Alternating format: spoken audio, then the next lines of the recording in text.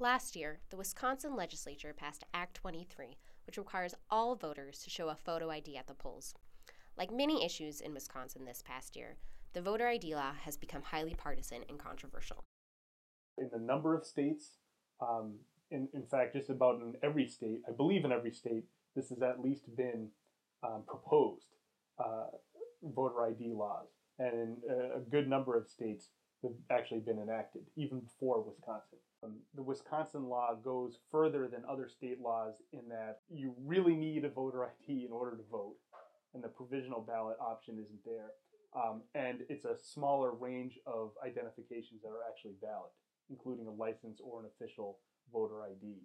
I think it's so controversial in part because it's become very partisan. So essentially, you have Republicans really driving the voter ID laws and Democrats objecting strongly to them. And I think part of it comes down to the feeling on the side of Democrats that this is targeting certain demographics that tend to vote Democratic. So, for instance, African Americans, Latinos, younger people are all in categories that, particularly over the last few years, have trended strongly Democratic. And so Democrats think that this is really an attack on them more than anything else, an attack on sort of democratic leaning groups trying to suppress their vote. And if that's the belief that the other party is trying to suppress the vote of your party, then you can see why this has become ever more controversial in state after state. The way they passed the law with no input from Democrats, they actually closed 10 DMV stations across the state, primarily in Democratic areas and Democratic counties. The way they went about this process, the Republicans in the Wisconsin legislature, was very polarizing. It was very political. That was their goal.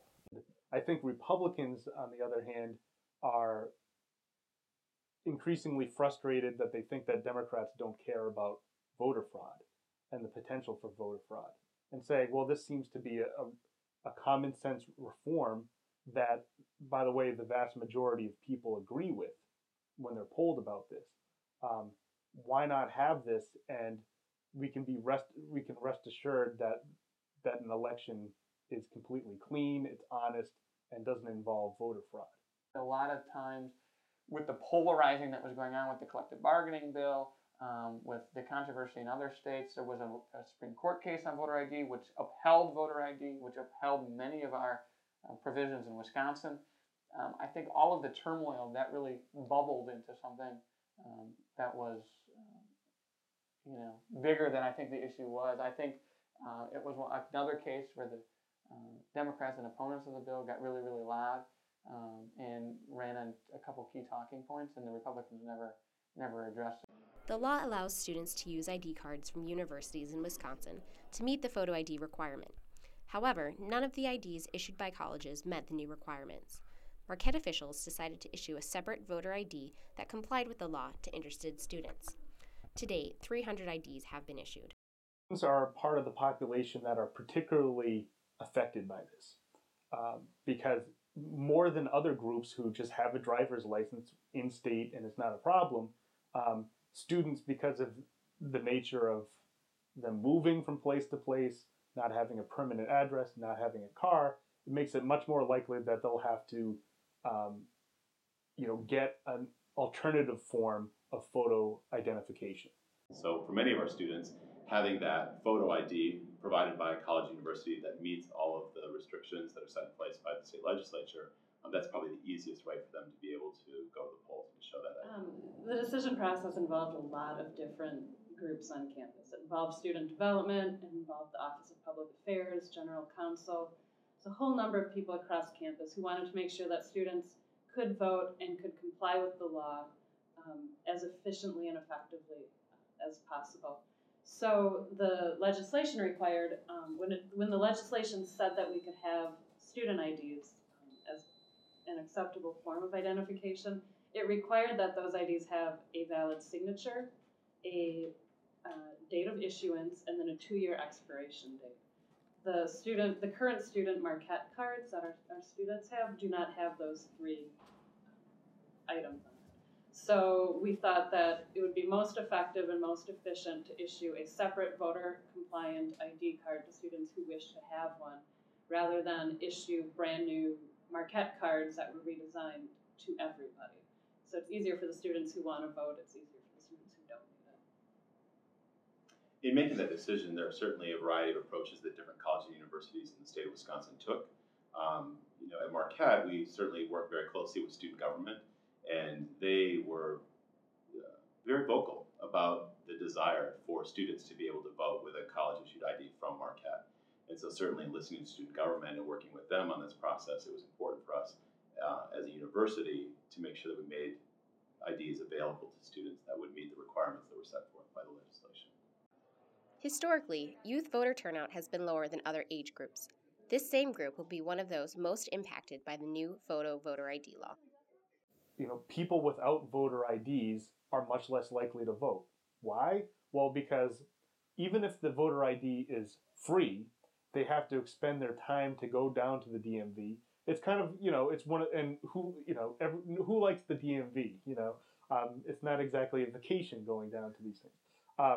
And so there are a lot of people that will say, look, I'm just one vote. How much difference is my one vote going to make anyway? And so why am I going to go out of my way, spend hours waiting in line, getting this voter ID when it doesn't really matter all that much anyway?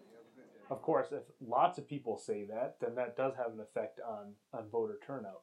And if I had to predict, then it is likely that voter turnout will decrease.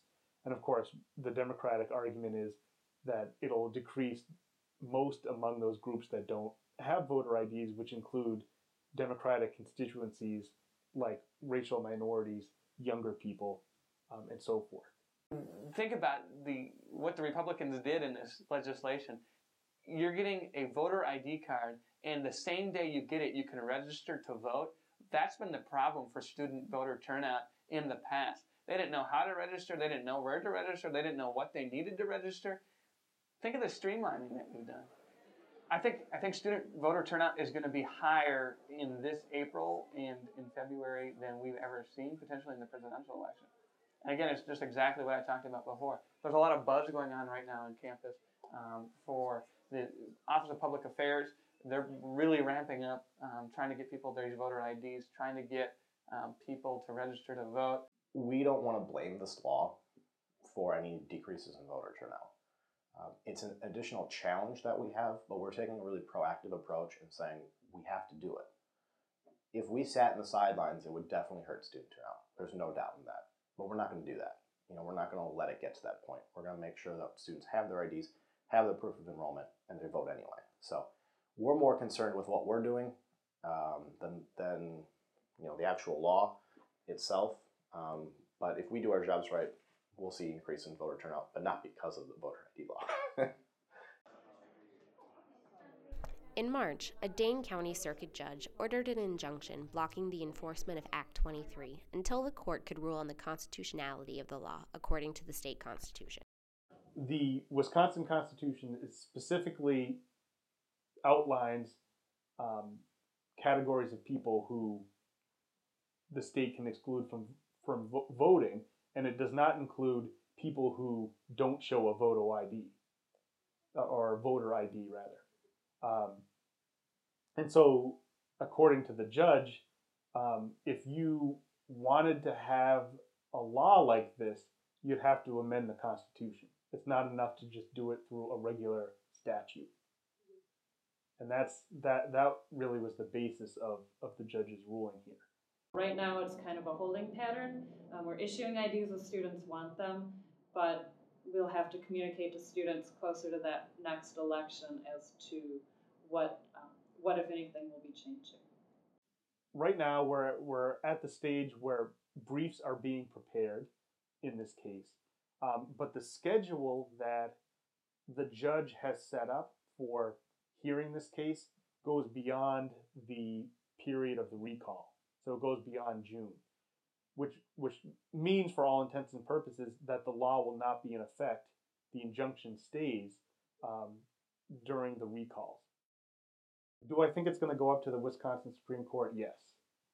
And of course, there's been so much with the Wisconsin Supreme Court, an amazing amount, which itself has become very partisan and very contentious. So that's going to open up a whole another can of worms.